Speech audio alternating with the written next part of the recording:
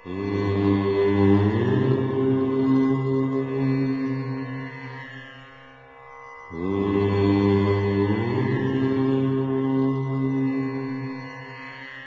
నమస్కారం। ఈరోజు మనము 18/3/2019 సోమవారం రోజున ఉన్నటువంటి పంచాంగ వివరణ గురించి తెలుసుకుందాం। ఈ రోజు శ్రీ విలంబనామ సంవత్సరము, ఉత్తరాయణము, శశిర ఋతువు, ఫాల్గుణ మాసము, శుక్లపక్షము, ద్వాదశి సాయంకాలం 5:43 వరకు ఉండి తదుపరి త్రయోదశి ప్రారంభమవుతున్నది।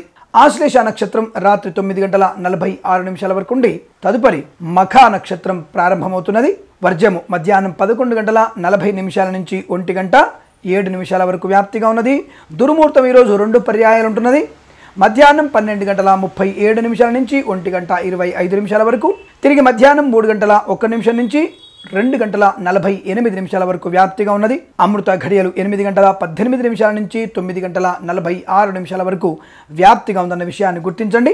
రాహుకాలం ఉదయం 7:44 నుంచి 9:14 వరకు వ్యాప్తిగా ఉన్నది। నేను చెప్పినటువంటి శుభ అంకెలను, పంచాంగంలో ఉన్నటువంటి వర్జ్యాది దుర్ముహూర్తాలను రెండింటిని కూడా సమీకరణ చేసుకొని శుభమైనటువంటి మీ కార్యక్రమాలను ఏర్పాటు చేసుకొని విజయవంతంగా పూర్తి చేసుకుంటారని ఆశిస్తున్నాను।